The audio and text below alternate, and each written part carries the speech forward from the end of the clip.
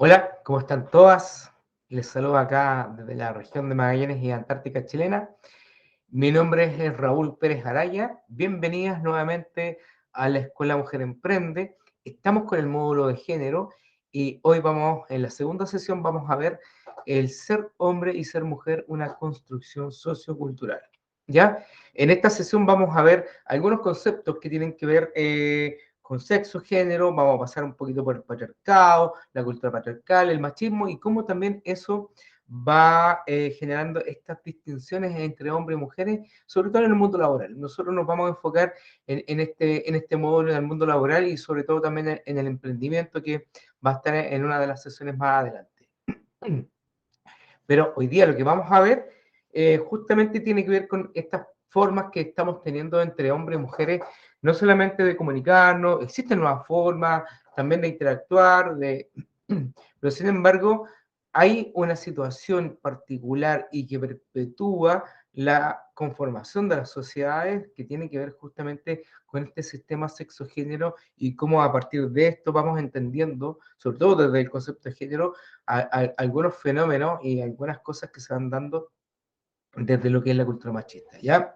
Entonces, vamos a ver lo primero, que es el sistema sexo-género. ¿Qué es el sexo? Partamos al tiro por la definición. Es un conjunto de diferencias biológicas, anatómicas y fisiológicas de los seres humanos que los definen como hombres y mujeres, ¿ya? Es súper concreto, en lo cual está referido a lo que es lo natural, diferencias biológicas y lo que determina en este caso, o está determinado por lo que son los aparatos reproductores tanto del hombre como de la mujer, ¿ya? Por el otro lado, tenemos lo que es género. El concepto dice conjunto de ideas, creencias y atribuciones sociales construidas que determinan el comportamiento de cada cultura y momento histórico, ¿ya? Y de esto sale lo que es lo femenino, muy ligado al rol reproductivo de la mujer, lo masculino al rol productivo del hombre, ¿ya? Es una co-construcción que se va generando a través del tiempo, que se va a determinar lo que son las relaciones entre hombres y mujeres, y esto puede ir variando, cambiando en el tiempo, e incluso se manifiesta de distintas formas en países, en sociedades, en territorios, etcétera, ¿ya?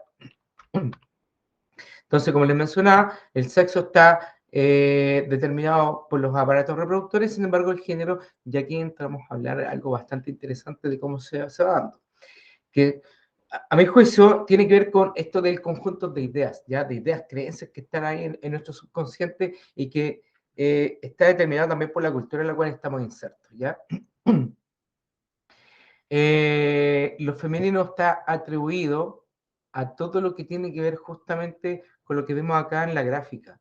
El color rosado, el color violeta, fucsia, etcétera. Los colores tienen exclusividad, todavía tienen exclusividad, y que finalmente también en términos de roles que están muy de la mano con las labores domésticas, en el caso de lo femenino, y los roles masculinos están dados también por los colores, ya sea el café, sea el azul, el amarillo, y que también tiene que ver con estos espacios que ocupan los hombres de recreación y sobre todo en estos espacios altamente masculinizados como lo es el fútbol como un fenómeno, ¿ya? Entonces, a raíz de los conceptos anteriores también aparecen, y sobre todo desde lo que es el género, los estereotipos de género, ¿ya? Son ideas, cualidades y expectativas que la sociedad atribuye a mujeres y hombres. Son representaciones simbólicas de lo que mujeres y hombres deberían ser y sentir. Son ideas excluyentes entre sí que reafirman un modelo de feminidad y otro de masculinidad, ¿ya? Aquí lo vemos también en la figura, en donde la feminidad está dado por el color, está dado por las labores que realiza, por donde se inserta el tema del cuidado, el tema de la delicadeza a través del cuidado de la belleza, etcétera. Y para el lado masculino está también determinado por el tema de la investigación, estos campos de acción que tiene el hombre en el mundo laboral, eh, también la capacidad de recreación que tiene, y esto está muy determinado por el uso del tiempo, que quizás lo nombremos más adelante, ¿ya? Entonces, el subconsciente colectivo de la sociedad nos indica qué es lo femenino y qué es lo masculino, y está muy, muy arraigado aún en nuestra sociedad. Claro, hemos cambiado, hemos tenido muchos avances, pero sin embargo siguen insertos en muchos espacios, muchos territorios en los cuales habitamos y que ha sido bastante complejo ir derribando estos mitos. Y al final son mitos. Yo siempre les converso a las personas, ¿dónde está escrito que el color azul es exclusivo de los hombres? ¿Dónde está escrito que el color rosado es exclusivo de las mujeres? Y esto es una construcción cultural, es decir, que las mujeres perfectamente usan el azul y no tiene nada que ver con su feminidad, sino que pasa netamente por creencias y mitos que tenemos arraigados acá en la sociedad. Entonces, los estereotipos tienen ciertas características, ¿ya?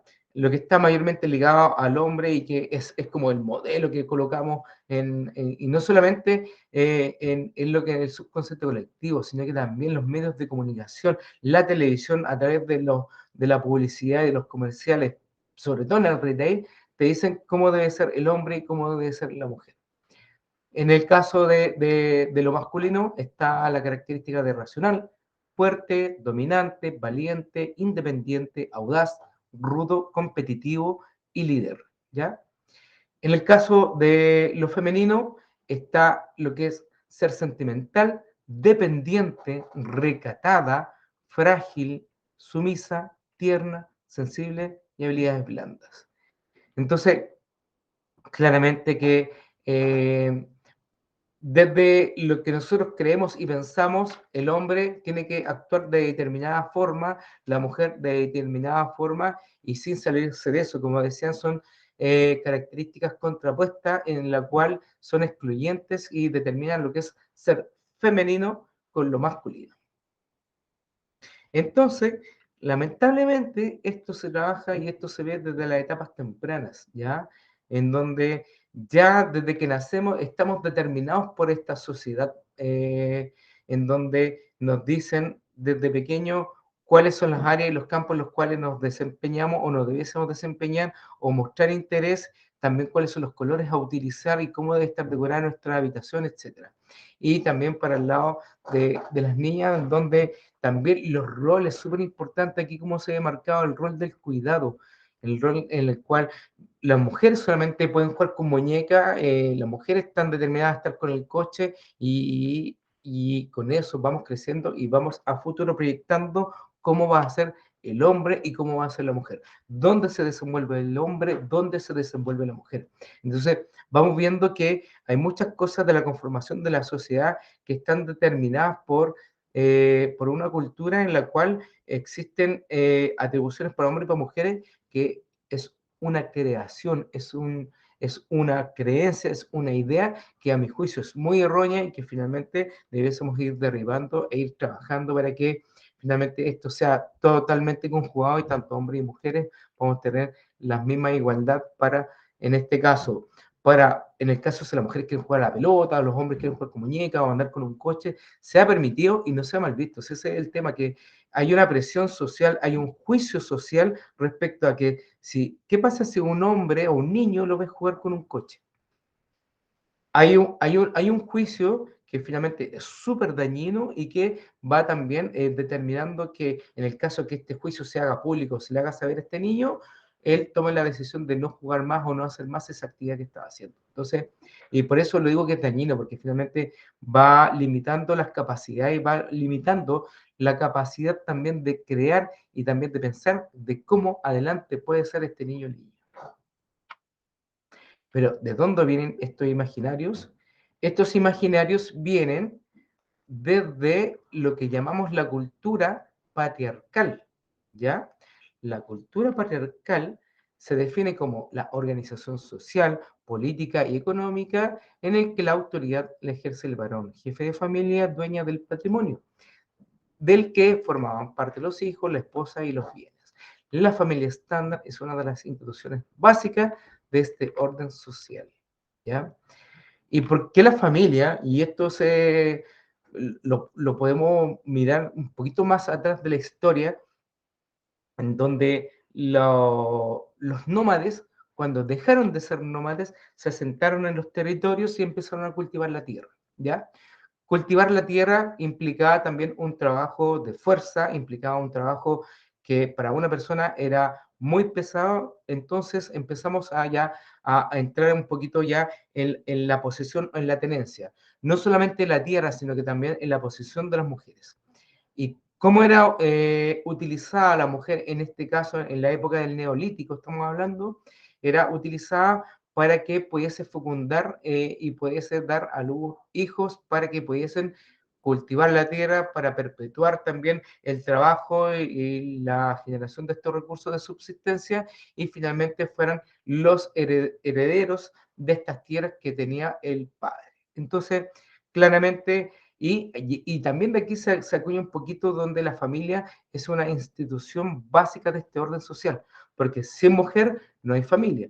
Entonces, finalmente, y si no hay familia, no hay cómo cultivar la tierra y tampoco no hay tenencia, no hay regeneración de recursos, no hay generación de riqueza. Entonces, es ahí donde la importancia que tiene esta conformación de la sociedad ya en la época del Neolítico.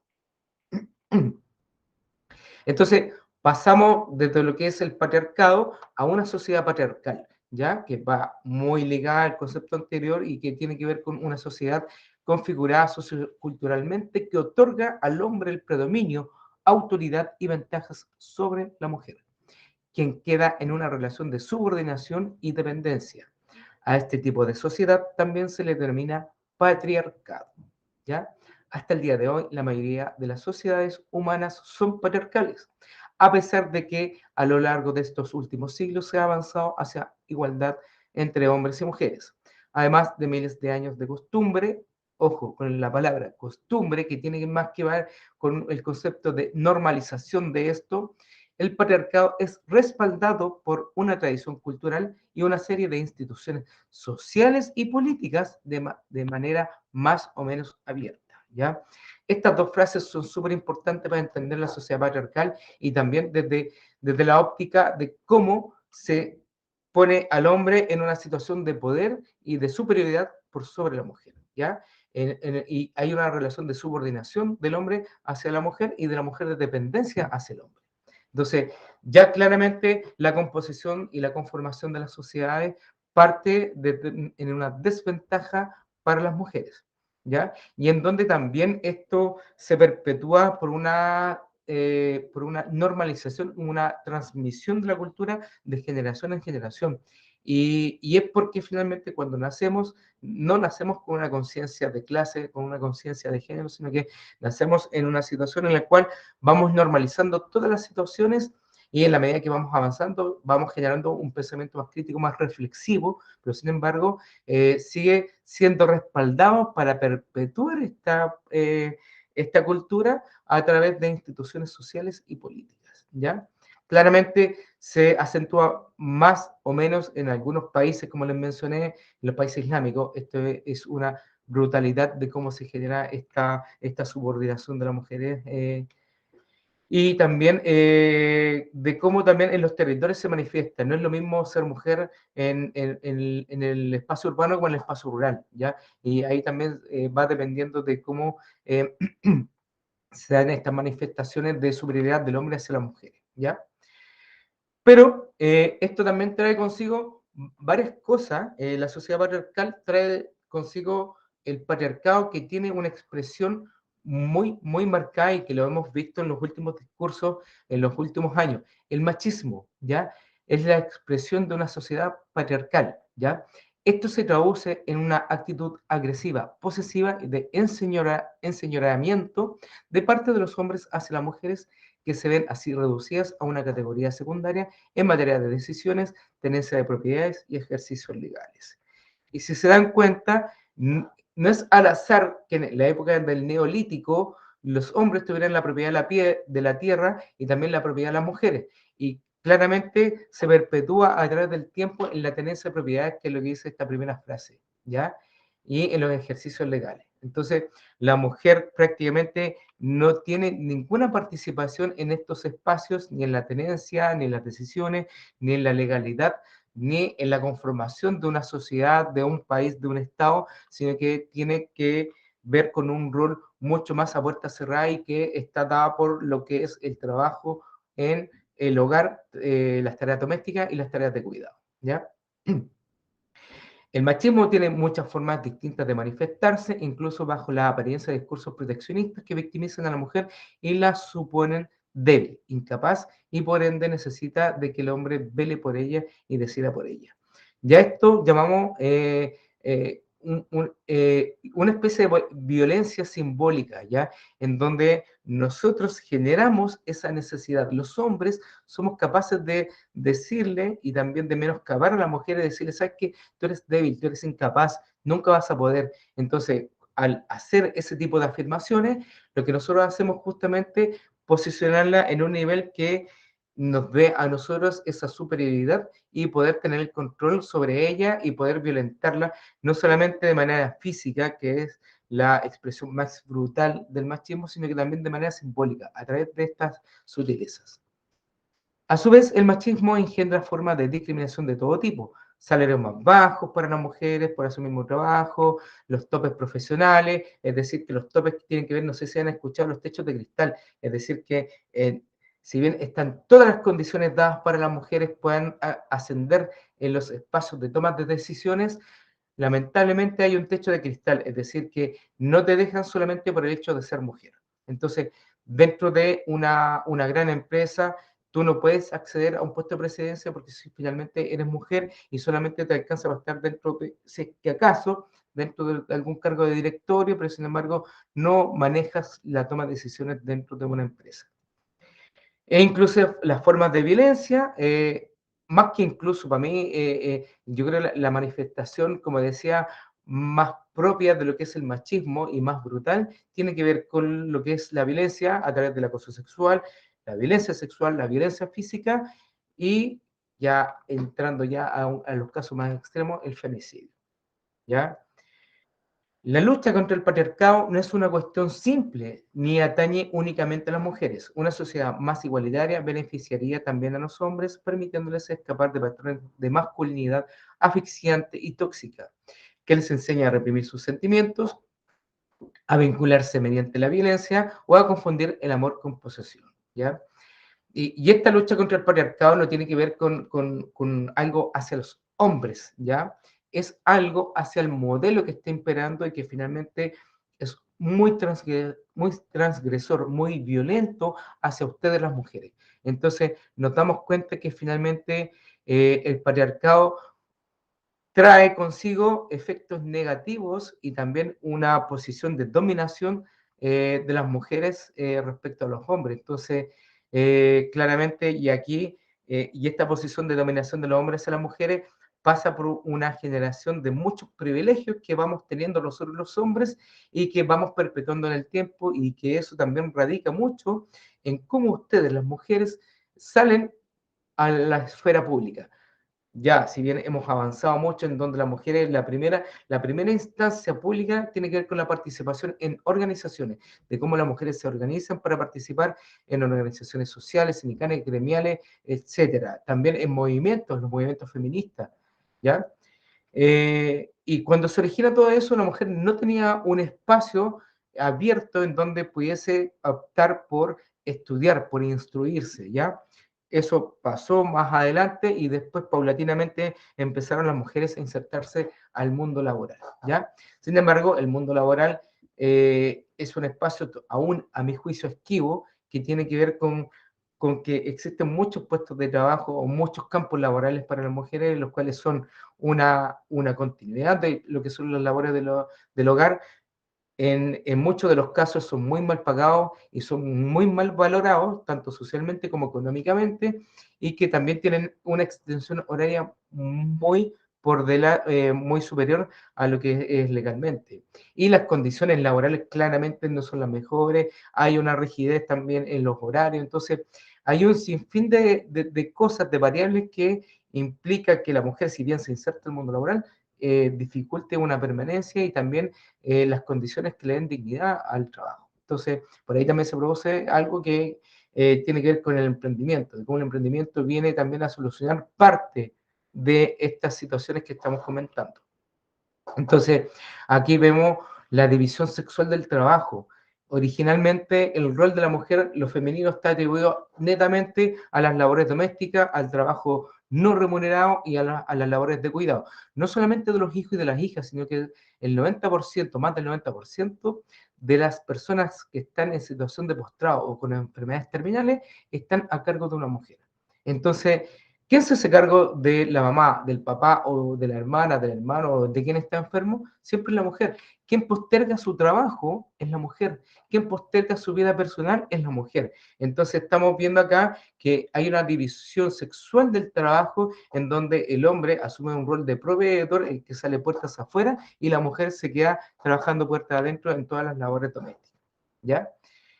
Sin embargo, eso con el tiempo ha ido cambiando, pero ha sido bastante dificultoso el que las mujeres puedan permanecer por todas estas cosas que yo les digo. El uso del tiempo es súper importante y se lo vemos entre hombres y mujeres, no solamente para la dedicación a los trabajos, trabajo asalariado, trabajo no remunerado, sino que también en los espacios de recreación y también la generación de los ingresos, en donde ahí también se ve mermado.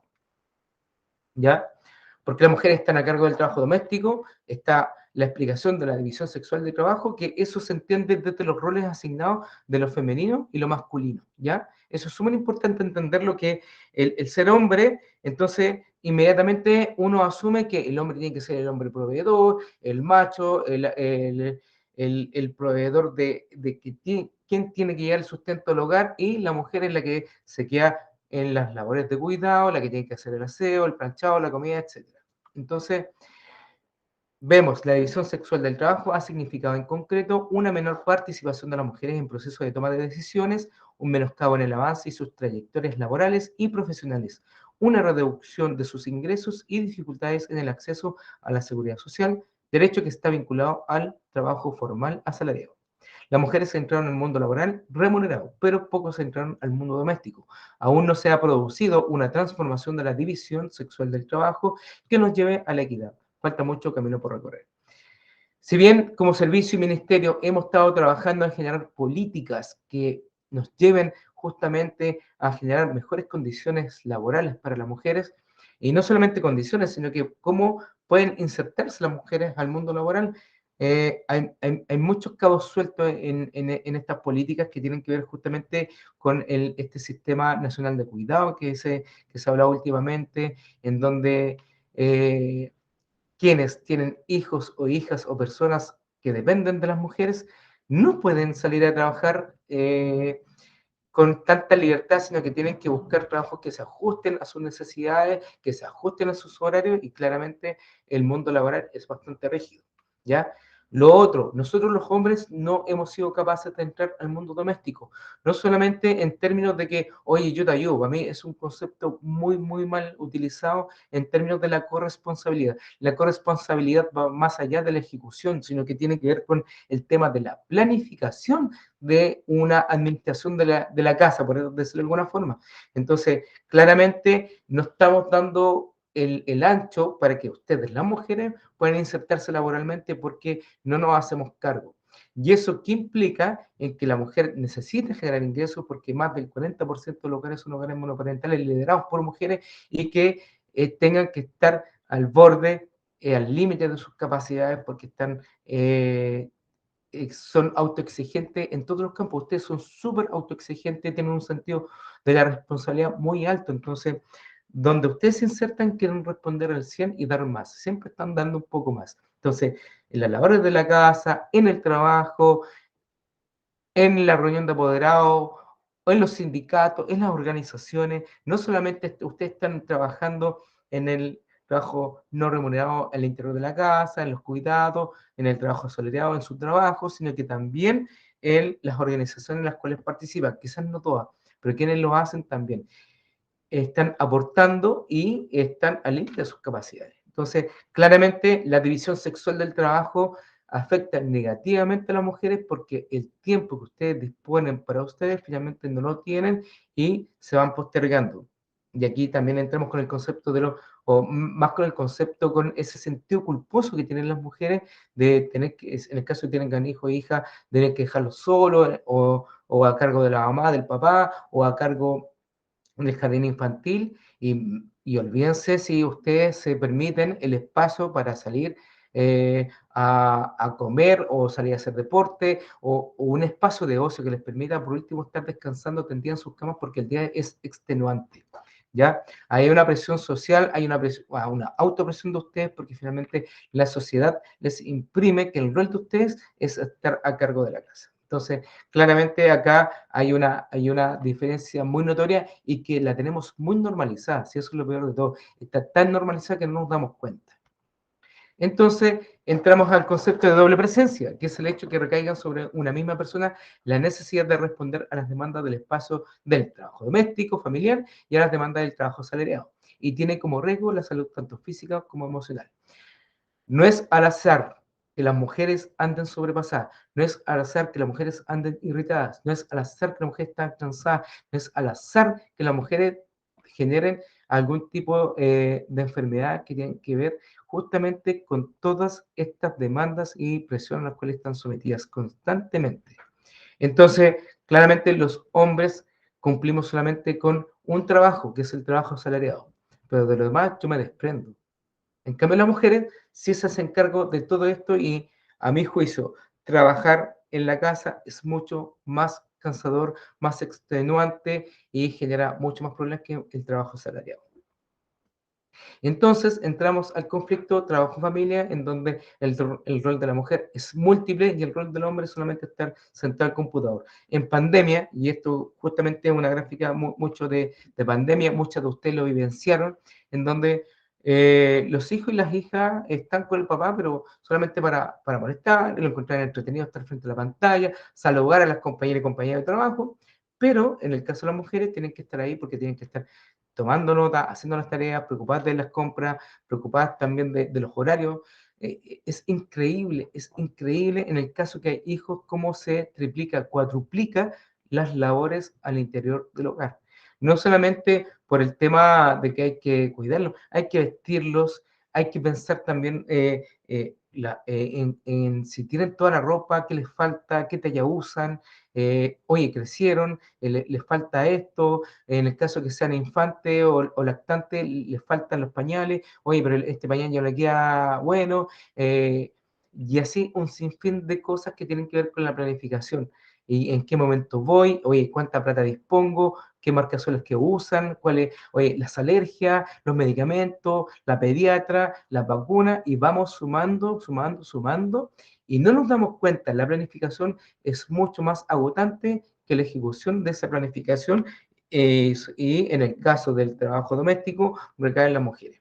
Hay un concepto por ahí que se los voy a nombrar nomás que tiene que ver con la economía del cuidado. La economía del cuidado que hace es estudiar cuánto es el aporte y el valor que tiene el trabajo que hacen las mujeres en el mundo doméstico y cuánto eso aporta al Producto Interno Bruto del país. Estamos hablando en promedio de un 20 o un 25%, que es el índice más alto que hay de las otras áreas de la economía que aportan al Producto Interno Bruto. Entonces, la generación de riqueza está como base fundada en lo que es las labores domésticas, en el hogar, no en la industria, en la minera, ni en la pesquera, es en el hogar. Y de eso fundamentalmente lo ejerce la mujer. Entonces, acá hay un trabajo invisibilizado de las mujeres que no es valorado y que finalmente aporta, es el que más aporta del área al Producto Interno Bruto del país. Y entramos aquí también a lo que es la distribución del tiempo.